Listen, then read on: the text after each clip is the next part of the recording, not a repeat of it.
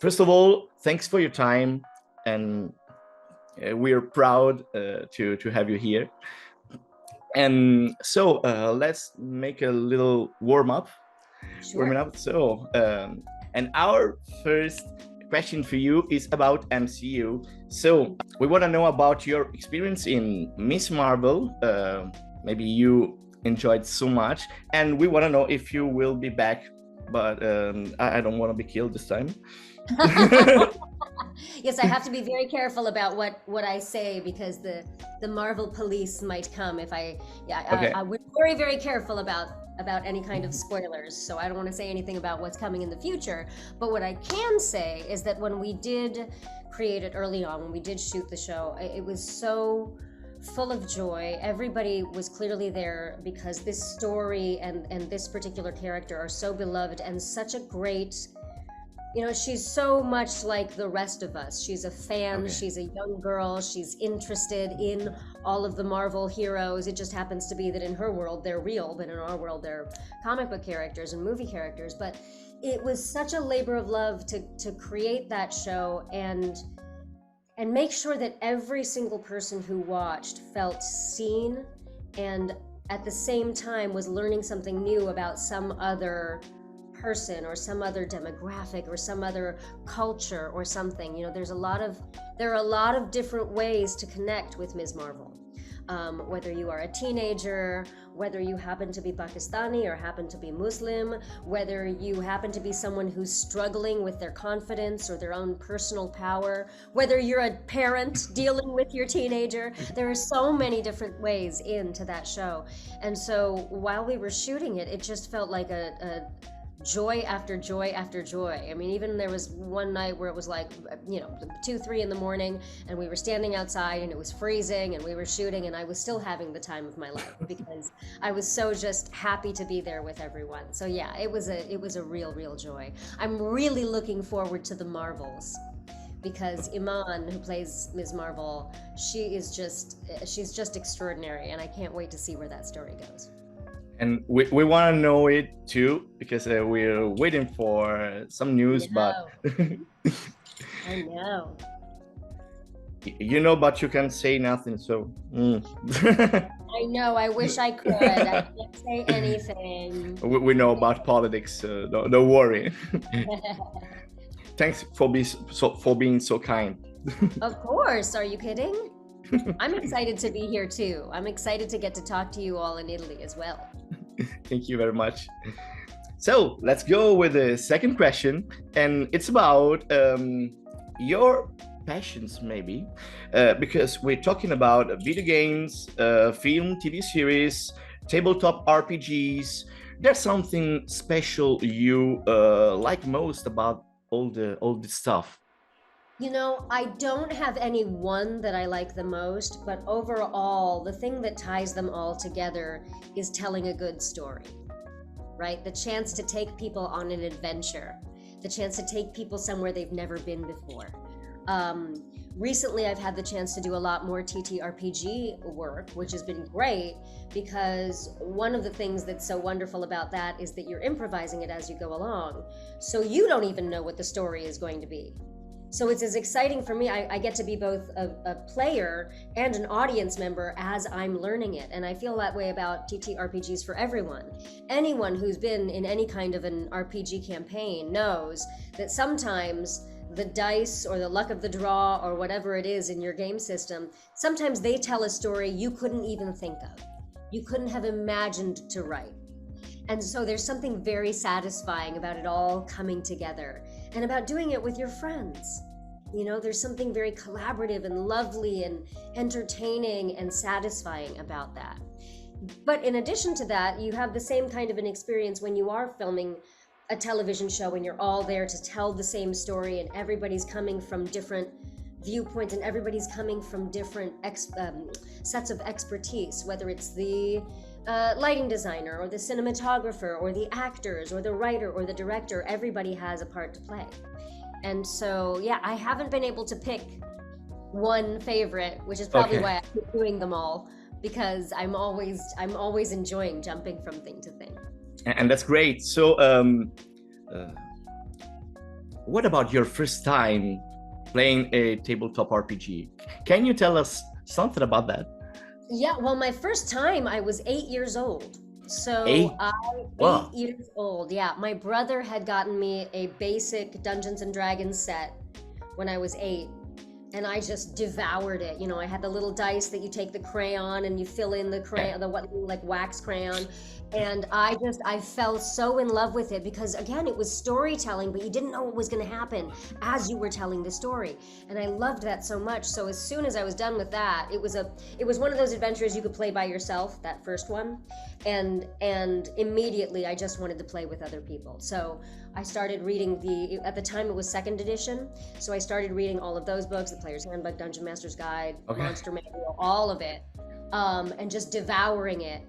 And then I ended up playing with my friends there in elementary school, in junior high, and in high school. And then I came back, I had a long period of time away from it, but I came back to playing TTRPGs in about 2018. And this time when I was playing, it was on camera. And so that first experience was on a show called We're Alive Frontier on Geek and Sundry. And it was thanks to Marisha Ray, who, from Critical Role, who had introduced me to the people who were creating that show. And she said, I think you would really like this. I think you'd be really good for it. Because she and I and Matt had talked a few months earlier when we met about Dungeons and Dragons and role-playing games and how much I missed them. So that experience on We're Alive Frontier was, it was extraordinary because it was the first time that I had played an RPG with other people who were also performers of some kind. Okay. And so they were very invested in telling the story. And I hadn't had that experience before. And it just refueled my love for the games, for the gaming world entirely. And now I can't stop. Now I want to do it all the time. Now I have a ridiculous dice collection. Now it's just stopping me now. And that's great for you and for us. You can stop, so we will see you very often. So hopefully so. And what I hope too is that because people are seeing more and more RPGs being played and people are seeing more tabletop being done, I hope people realize how easy it is to step into that world and enjoy it for themselves. Because you don't have to be on a TV show, you don't have to be on a streaming show. You just have to have a group of friends who want to tell a story. And it's such a special way to connect with your friends and your community. I agree with you. We're players too, so we're talking in the same language. Yeah. That's how we say in Italy. So let's talk something else about something else, and this Stray God, the RPG musical video game. There are a lot of performers, voice actors in that game. They are bounded with video games, exactly. And can you tell us something about that? Maybe some behind the scene. Sure. So Stray Gods it's an extraordinary game, and I believe it's the first time anyone has tried this, where it is a video game, it's a role-playing game, but it's a musical. So almost all of the lines are sung through. When you make decisions for your characters, it sends you into a completely different song, a completely different version of a song, down a completely different path. And so to do that as a musical, obviously, is technically very challenging. And so when we first started recording, I play Medusa in the game. And I believe I was the first, in fact, I know I was the first character that they recorded. So we had nothing to really go off of, nothing to really guide us as to what the tone was or how we were doing it. We really found it from scratch. And thankfully, we had these incredible artists. We had Austin Wintry, who did the music from Journey.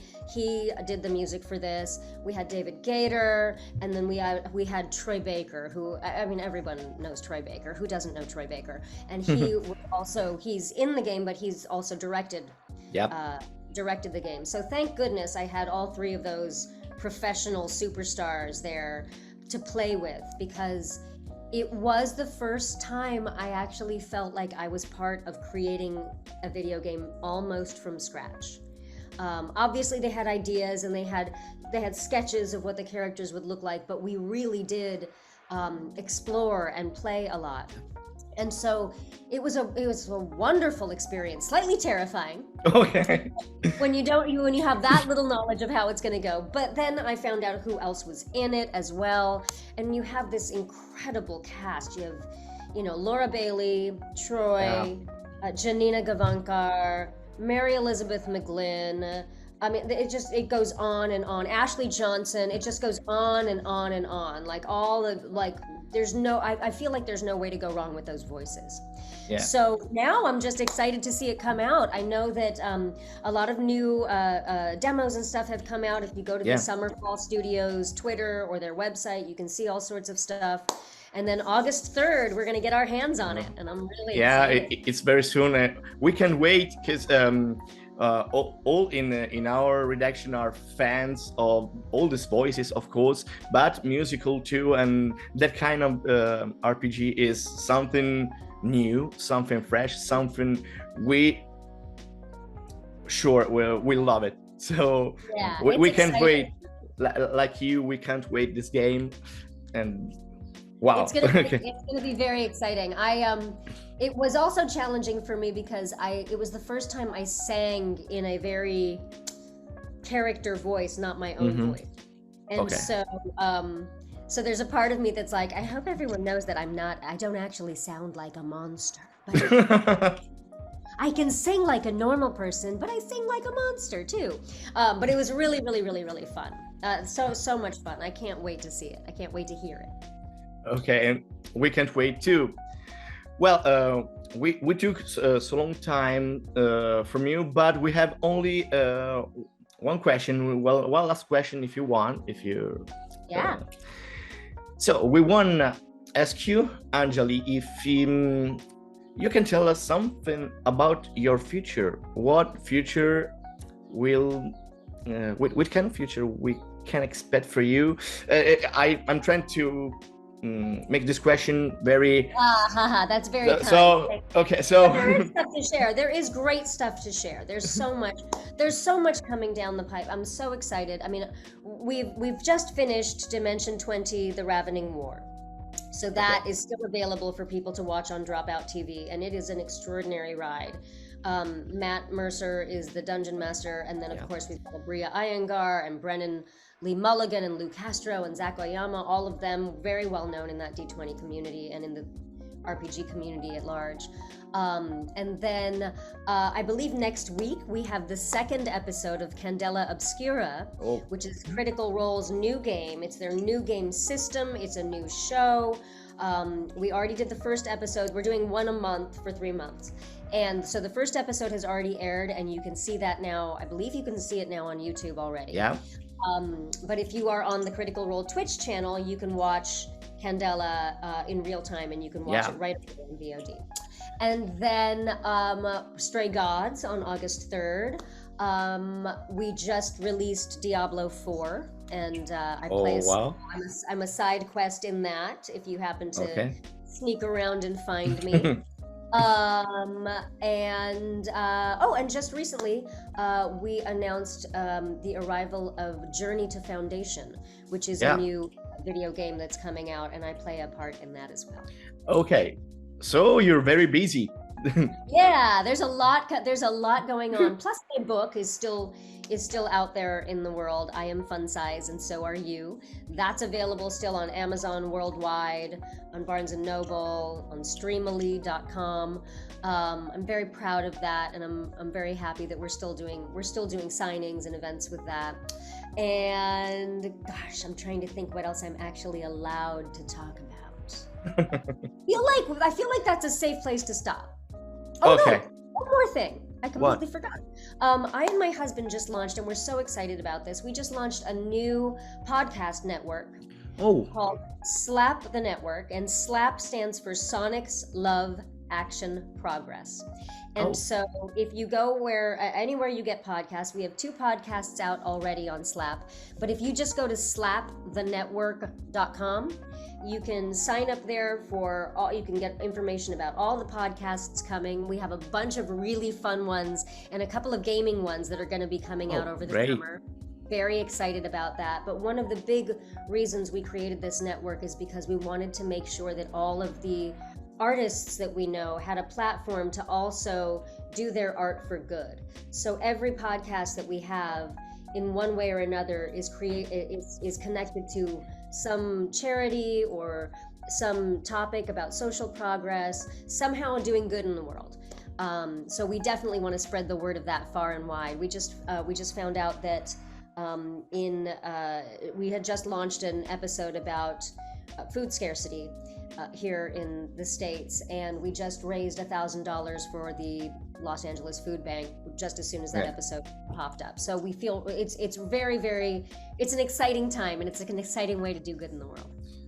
And that's cute, because helping humanity is always good. And thanks for doing that. Yeah, well, thank you for letting me have a platform to share it with people. Of course. We're always here if you want to talk with us again. Well, when Stray Gods comes out, let's talk again. Let's see how you like it. Of course, we'll do it. We'll have to play it, and then we can have another visit, and you can ask questions. Absolutely. And if you want, we're waiting you here in Rome, because you want to come back. Oh God, don't tempt me. I want to come there so badly. It's been so long. It's been over 2 decades since I've been there, and I desperately want to come back. It's such a beautiful, such a rich, and the energy in Rome is unlike anywhere else. You know, the energy of so much history and yet so much vibrance and modernity. I love it there. Thank you very much for these compliments for our city.